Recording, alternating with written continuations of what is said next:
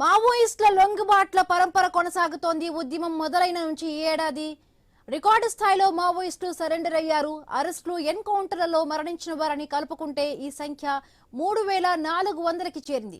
వచ్చే ఏడాది మార్చి 31 లోపు మావోయిస్టుల ఉనికి లేకుండా చేస్తామని కేంద్ర హోంమంత్రి అమిత్ షా ప్రకటించారు. గడువు దగ్గర పడుతూ ఉండడంతో భద్రతా దళాలు స్పీడ్ పెంచాయి. దీనికి అనుగుణంగానే దండకారణ్యంలో దాదాపు 50,000 మందితో గాలింపును ముమ్మరం చేశారు. నలువైపులా బలగాలు చుట్టుముడుతూ ఉండటంతో అగ్రనేతలు సహా చాలా మంది మావోయిస్టులు లొంగుబాటు బాట పెట్టారు. ఈ ఏడాది నవంబర్ వరకు తీసుకుంటే దేశవ్యాప్తంగా 2167 మంది లొంగిపోయారు.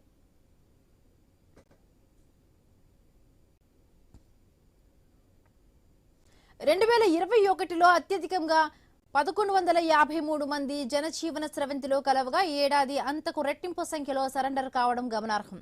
ఇదే సమయంలో భద్రతా బలగాల కాల్పుల్లోనూ అత్యధికంగా ఏడాది 335 మంది చనిపోయారు. ఉద్యమం ఉచ్చస్థితిలో ఉన్న 2005-2010 మధ్యకాలంలో దండకార్యంలో 3 గెరిల్లా బెటాలియన్లతో సహా అజ్ఞాతంలో ఉన్న వారి సంఖ్య 15,000 వరకు ఉండేదని అంచనా. గడిచిన 6 ఏళ్లలో 6,035 మంది అరెస్టు కాగా 5,131 మంది లొంగిపోయారు. 961 మంది బలగాల కాల్పుల్లో మరణించారు. ఈ పరిణామాలన్నింటి నేపథ్యంలో ప్రస్తుతం అజ్ఞాతంలో ఉన్న వారి సంఖ్య 200-300కు మించి ఉండదని అంచనా వేస్తున్నారు. ఇప్పుడున్న పరిస్థితుల్లో తుపాకీ పట్టుకొని యుద్ధం చేయలేమని, పోరాటం మరొక రూపంలో కొనసాగించడానికి జనజీవన స్రవంతిలో కలవాలని అగ్రనేతలు పిలుపునిస్తూ ఉండడంతో మిగిలిన వారు సైతం అజ్ఞాతం వీడే అవకాశం ఉంది.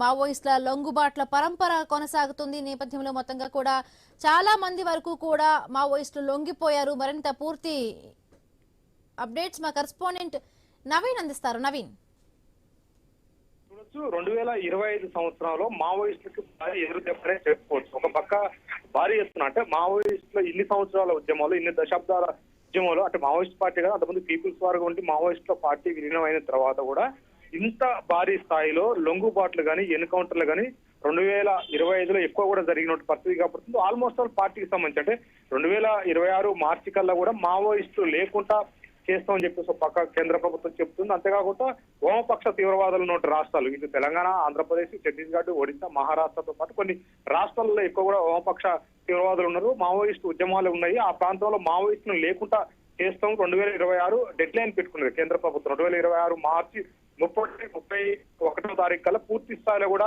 ఆ మావోయిస్ట్ పార్టీనే లేకుండా చేస్తామని చెప్తున్నట్టు పత్రికా పడుతుంది. ఈ మధ్య కాలంలో మనం చూడొచ్చు, ఈ సంవత్సరం అంటే 2025న దాదాపుగా మావోయిస్టులు కేంద్ర కమిటీలో ఉన్నటువంటి కీలక నేతలు, అంటే కేంద్ర కమిటీ కార్యదర్శితో పాటు కేంద్ర కమిటీలో ఉన్నటువంటి కీలక నేతలు మొత్తం కూడా ఎన్కౌంటర్లు చనిపోయారు. మరికొంతమంది పూర్తి స్థాయిలో కూడా లొంగుబాటు కార్యక్రమం, అంటే కేంద్ర కమిటీలో ఉన్న కీలక నేతలు కూడా లొంగిపోతున్నారు. అదేవిధంగా డివిజన్ కమిటీకి సంబంధించిన నాయకులు కూడా లొంగిపోతున్నట్టు, మరికొంతమంది నాయకులు మొత్తం కూడా ఎన్కౌంటర్ లో చనిపోతున్నారు. అయితే కీలక నేతలు ఎన్కౌంటర్ లో చనిపోతున్నారు, లొంగిపోతున్నారు. కొంతమంది మాత్రమే సంఖ్య ఉంది. ఆ కొద్ది మంది కూడా ఈ నెలలు, అంటే దాదాపు మనం చూసుకున్నట్టయితే ఇలా 2026 డెడ్ లైన్ దగ్గరకు పడుతున్న నేపథ్యంలో, ఇక 5-6 నెలలు ఉన్న నేపథ్యంలో పూర్తి స్థాయి కూడా మావోయిస్టులు అందరూ కూడా లొంగిపోవాలని చెప్పేసి కూడా ఒక పక్క కేంద్ర ప్రభుత్వం చెప్తుంది. అంతేకాకుండా పూర్తి స్థాయి కూడా అదే విధంగా కేంద్ర ప్రభుత్వం ఇప్పటికే మనం చూసుకుంటే 5 ప్రత్యేక బృందాలను కూడా తయారు చేసింది. కేవలం వాళ్ళని సెలవులు లేకుండా 2026 మార్చి 31 వరకు కూడా అడవిని జల్లెడ పట్టే విధంగా అక్కడ ఎవరు సరే తుపాకీతో సంచరిస్తే వాళ్ళని ఎన్కౌంటర్ చేసేటువంటి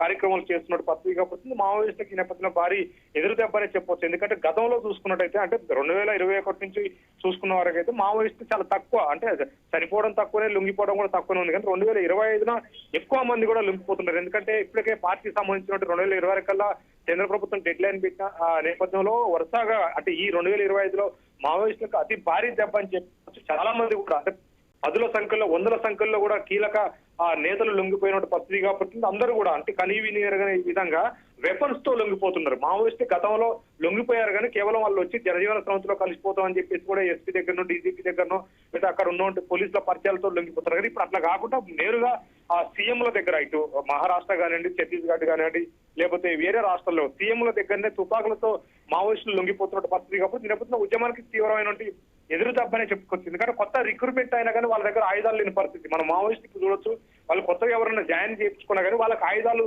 లేకుండా అయిపోతున్నట్టు పరిస్థితి కాబట్టి ఎందుకంటే లొంగిపోయినట్టు మావోయిస్టులు మొత్తం కూడా AK-47 ఇన్సాస్ SLRలు 303తో పాటు వాళ్ళు తయారు చేసుకున్న నాటు తుపాకులు కూడా నేరుగా ప్రభుత్వానికే అప్పచెప్తున్న పరిస్థితి కాబట్టి నేపథ్యంలో మావోయిస్టుకి తీరని నోట్ అని చెప్పుకోవచ్చు. ఎందుకంటే పూర్తి స్థాయిలో కూడా ఈ నోటును భర్తీ చేయడానికి మాత్రం కొత్త ఉద్యమాలు ఎవరు కూడా రాని పరిస్థితి, ఉద్యమాలకు ఎవరు కూడా కొత్త వ్యక్తులు రాని పరిస్థితి కాబడుతుంది. ఏజెన్సీ ప్రాంతాల్లో ఇప్పటికే డెవలప్మెంట్ పేరుతోటి అనేక సెల్ టవర్లు కానీ రోడ్ల కార్యక్రమం కూడా చేస్తున్న నేపథ్యంలో యువత మొత్తం కూడా పనులు కానీ చదువుకోవడం కానీ లేదా వేరే రాష్ట్రాలకు పోయి ఇతర పనులు చేసుకుంటున్న పరిస్థితి కాబడుతుంది. నేపథ్యంలో మావోయిస్టులకు అయితే భారీ ఎదురు దెబ్బని చెప్పుకోవచ్చు. ఉద్యమం అంటే ఉంటది, మావోయిస్టు పార్టీ ఉంటది కానీ ఉద్యమం అనేది రూపు మార్చుకునే అవకాశం ఉంటుంది. ఎందుకంటే తుపాకులు పట్టుకుని అడుగులు తిరిగే పరిస్థితి ఇప్పుడు లేదు కాబట్టి వాళ్ళ ఉద్యమాన్ని వేరే రూపంలో మార్చుకొని వామపక్ష పార్టీ కాబట్టి వాళ్ళు వేరే రకమైన ఉద్యమాలు ప్రజలకి తిట్టే ఉద్యమాలు చేసే అవకాశం ఉంటుంది. కానీ మావోయిస్ట్ పార్టీ మొత్తం కూడా లొంగిపోవాలి. అంటే మావోయిస్టులో ఉన్నటువంటి తీవ్రవాదులు ఏదైతే తుపాకులతో ఉన్నారో వాళ్ళందరూ మొత్తం కూడా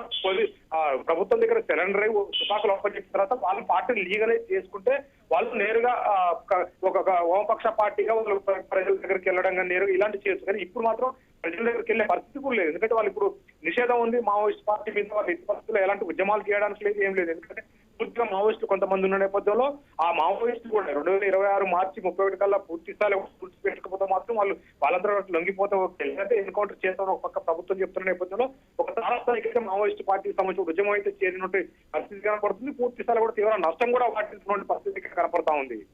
right, thank you Naveen, thanks for the updates.